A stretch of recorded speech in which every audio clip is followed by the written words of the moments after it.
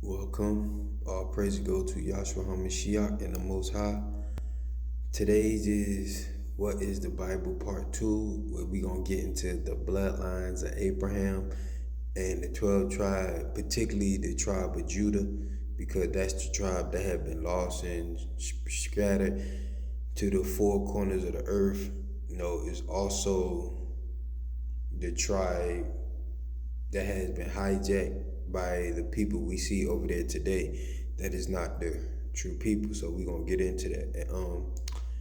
If you want to know who the real people of scriptures are, the real Hebrews or Jews, then look in Deuteronomy, the curses of Deuteronomy, and it will tell you who those people are. Now, when we talk about Hebrew, we got to understand that the term Hebrew didn't come into play until Abraham accepted the covenant from the Most High.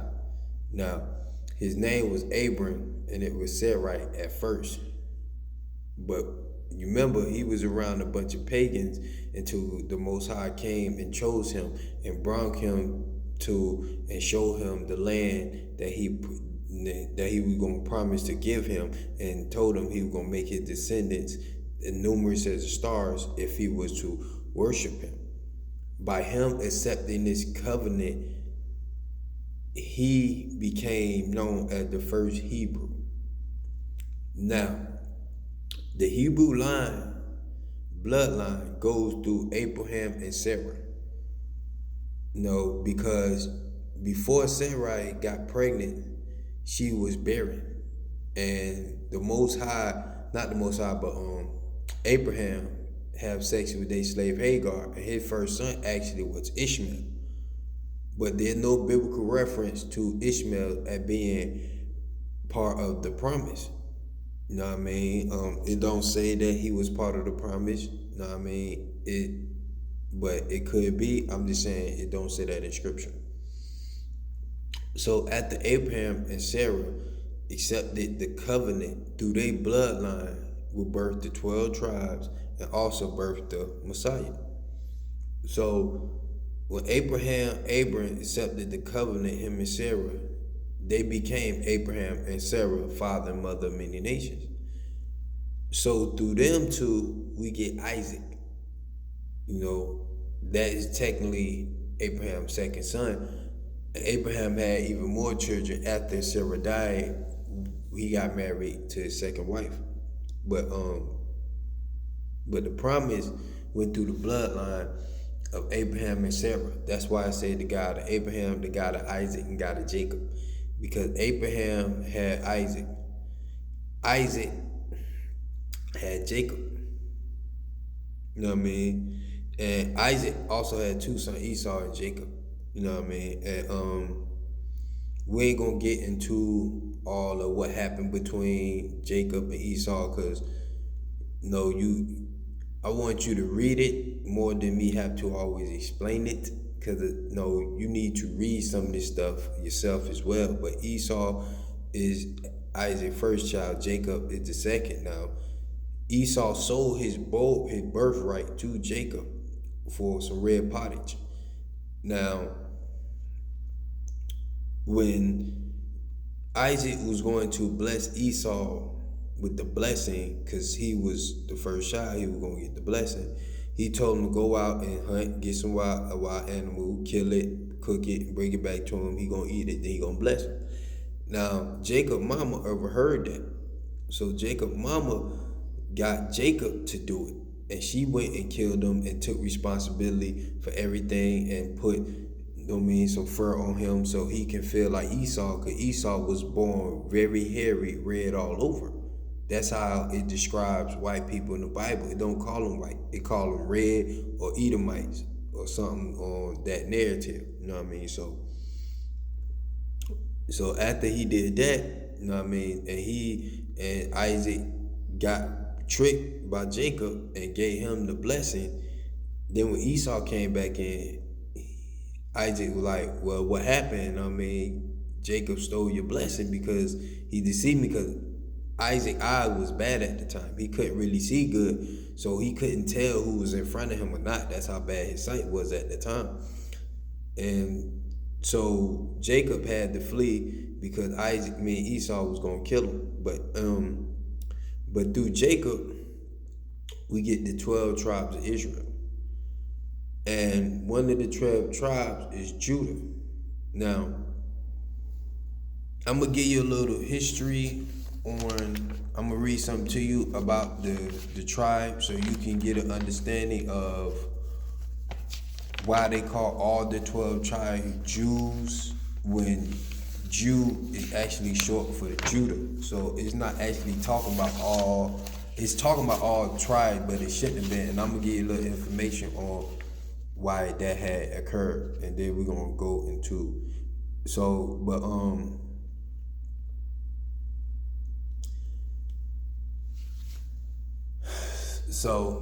yeah, I wasn't gonna read that, but I'm gonna keep going. I'm gonna read it later. But so Jacob. And then Jacob got the Most High changed his name to Israel. So you got the God of Abraham, Isaac, and Jacob, which is Israel, and he the one who birthed the 12 tribes of Israel. Now, in one of the 12 tribes of Israel, you have the tribe of Judah. Now, we know that Judah, the 12 tribes, because they were separated at one time. You had Israel and you had Judah and Jerusalem. We know they fled Roman persecution between Pompey and Julius. And they fled slavery and the Roman persecution, a million of them. Now, you had a president in Egypt who said that that the Middle East would never have no peace because the Jews left black and came back white. Now, they fled, and they fled into Africa and different parts of Africa, and then some of them went to West Africa at that time was known as Negro land. Now, when you see on the old maps of Africa, you actually will see Negro land, and you actually will see in Ghana. I mean, not Ghana, Guinea, I'm sorry. You will see Negro land and Guinea. And you will see a piece of the map, which is called, a section of it, which is called King of Judah, Slave Coast. Now, when you look up the Atlantic slave trade, you will see that this is where they took the slaves from. That direct same spot is on the current map. When you look at the Atlantic slave trade, that's where they came from. They came from that slave coast. Now, you have to go look at the old maps, look up Negro land, and you will see, when you go, you will see that slave coast on the map now.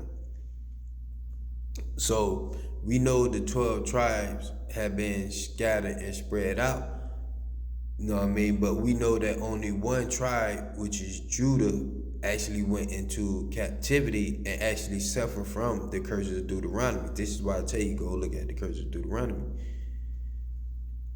So through Judah birthed King David, King Solomon, and also birthed the Messiah. Now, this did not mean that you can't be saved by the Messiah. Anybody who confess and believe in the Messiah can be saved by the Messiah. The problem with most people and the problem with what's going on today is that don't nobody want to accept a black Messiah. You know what I mean? You can read it in Revelation. It clearly said he had hair like wool and his feet looked like burnt brass that was burnt in the furnace. That's brown, man. Dark brown, but that's the only color you get from that description. You get no other color from that description. And if you say, no, that picture you see of Jesus is not him.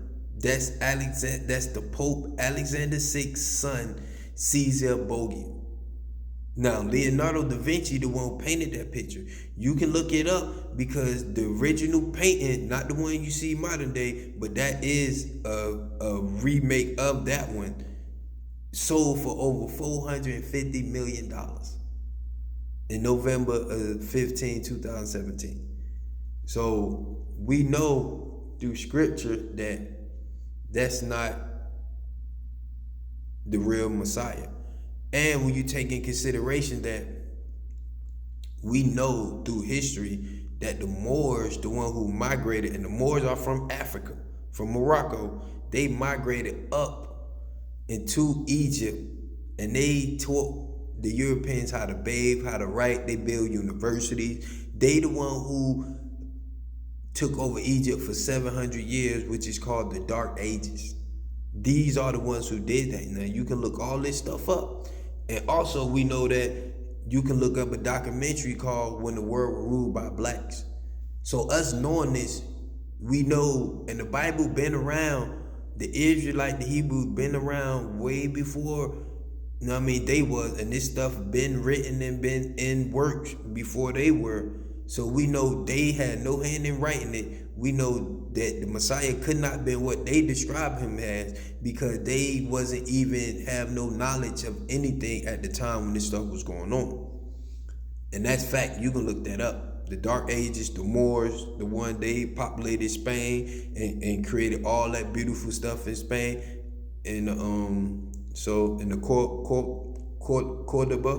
Cordoba of Spain. So we know that they are not, them people over there are not the real people, because them people over there who are the Jews nowadays are actually the Khazarian Jews, who are the descendant of the serpent people.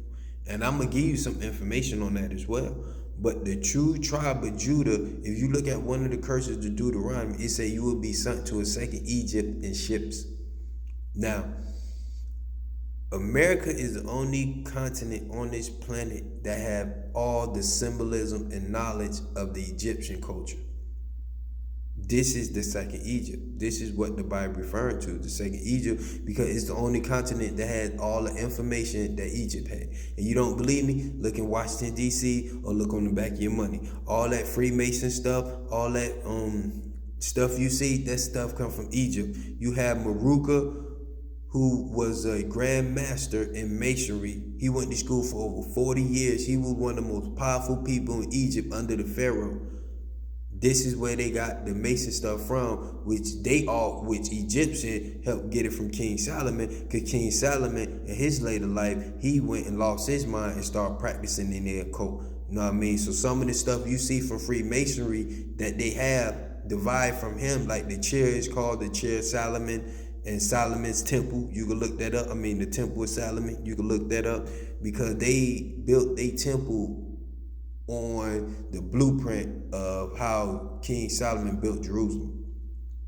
Now, that's just a little bit of insight into the bloodline of Abraham and Sarah and Isaac and Jacob and the 12 tribes. And because the 12 tribes through Judah birthed the Messiah, birthed King David and King Solomon.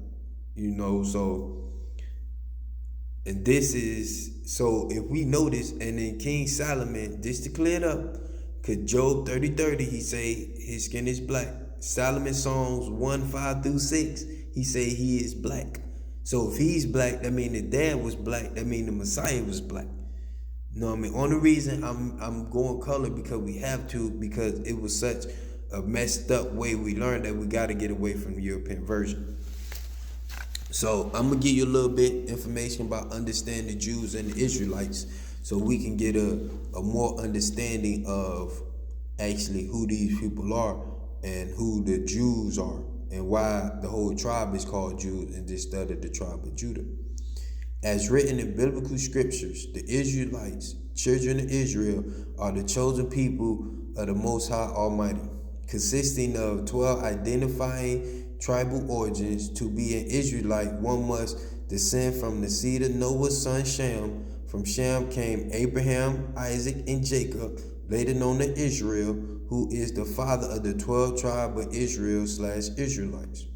The term Jew is used in scripture as the short form of the word Judah, relating to one of the 12 tribes, i.e. the tribe of Judah. This tribe at a point in history became a tribe of kings and were the leaders of the 12 tribes. Then at another point in history, 10 other tribes were taken away into Israeli captivity, and all 12 tribes became known as Jews collectively because they were led by Judah. To comprehend the above verse, it must be understood that 10 of the 12 tribes went into Israeli captivity for 3.5 years. Obviously, this would mean that 2 of the tribes were not held captive, and when it says concerning the Jews of Judah, it is talking about the 10 tribes that were in prison. So this literally referring to all 12 tribes as Jews. The Aboriginal Jews were black. So I just wanted to give you that little bit of information. And if you've never heard of the Jewish dispersion, then I think you need to check that out. Cause like I said, in 70 AD, they fled. The Jewish revolt against the Roman Empire led to the Roman destruction of Jerusalem and the Second Temple. The surviving fled to Africa, Asia, and Europe. The dispersion, sometimes called the dispersion, became the central act of Jewish history. The dispersion of Jews all over the empire spurred the definition of a fictional set of scripture to guide Jewish religious life. This would ensure the Jews' sense of identity as a people set apart and bound by the covenant of Elohim. It will help them keep separate from the surrounding cultures that worship other gods and immortal practices. So we know that, like I was telling you, that they fled, and we know they fled. You know what I mean? And also, Paul had got mistaken as an Egyptian in Acts. And how could you get mistaken as an Egyptian if you're not dark skinned? You know what I mean? And if you try and tell me, that the what I'm saying about Egypt and the slavery, remember the first slavery, they walked there. Remember, because one of Jacob's kids, I think it was Joseph. You remember his brother tried to throw him in the well, but one of his brother convinced them not to kill him, and they sold him to Egypt. And he was in Egypt, and he started translating the Pharaoh dreams, and that's how he got into power. And that's how because once he got into power and the famine came in the land, and his family came, his brother and them came to buy some rice and food and stuff so they wouldn't die. They met him. They didn't know who he was at first, but he knew who they was until he broke down and told them who he was.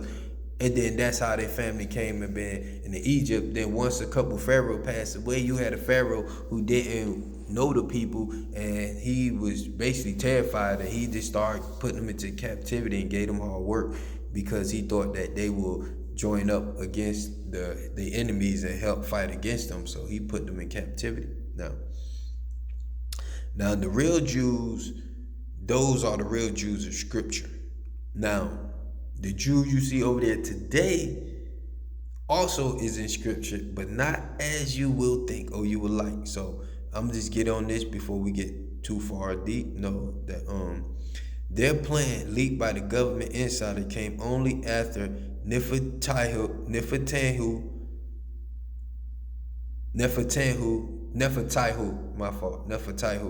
and his cabinet reviewed growing DNA genetic evidence that the Jews are not descendants of Abraham. Talking about the Jews over there today. Instead, they come from Khazaria, which Ukraine is the centerpiece. In fact, the Jews of Israel and the U.S. are of Ukrainian heritage. Ukraine is in the heartland of Khazaria. The rabbis teach that in the 8th century, the entire nation of Khazaria converted to Talmud and to Kabbalistic Judaism, adopting the shirted but occultly revealing sex symbols of the 6-point star. The pagan Khazar, known for centuries as the serpent people, battled against Christians and Islamists. Later, as converted Jews, they migrated to Poland and Eastern Europe. Today, they are found mostly in the US of A and Israel. The Khazar, identified in Revelation 2 and 3 as the wicked synagogue of Satan, are further identified in Ezekiel 38 and 39 prophetically as the people of God from the land of Magog. Prophecy clearly tells us that this warlike certain serpentine people shall invade and conquer Israel first, then go on to plunge the entire planet into chaos and warfare. Revelation 20. Now you can get the book The Matrix of God by Daniel Patrick, and you can get DNA Science and the Jewish Bloodline by Tex Mars. You can go cop both of them books off Amazon. And you say, why is this important? Because these same people are the one who run your Hollywood. You know, the Khazarian Jews are in charge of the media and Hollywood. Remember, they are not descendants of Abraham, the real Hebrew or Jew. These people were dark skinned, aka black. The Khazarian Jews company control 90% of the world's media.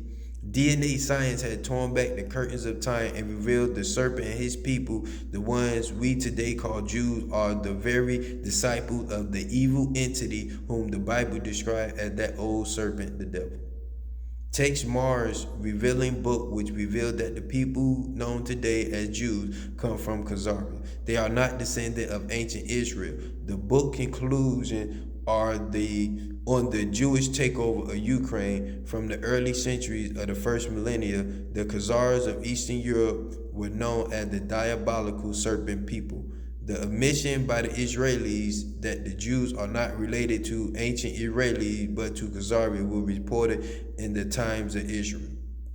Now, you had the leaked report from the Times of Israel saying that Israel acknowledged Jews, in fact, Khazars are Khazaris. Secret plan for reverse migration to Ukraine, March 18, 2019. Now, you also can check out the Ball Fair Declaration, where they talk about them taking over Palestine, and they write a letter to Rothschild and explain exactly what they're trying to do. Now, this is important because these people own all your media. So you have 1,500 newspapers, 1,100 magazines, 9,000 radio stations, 1,500 TV stations, 24 publishers own 2,400 publishers owned by 6 corporations. That's General Electric, News Corp, Disney, Viacom, Time Warner Cable, and CBS. Now, these people run all your media. This is who they are, but they are not the real people of Scripture. The real people of Scripture should be still in captivity right now, because this actually is the 400th year that we've been in captivity in America. So just on that, we know they are not the people.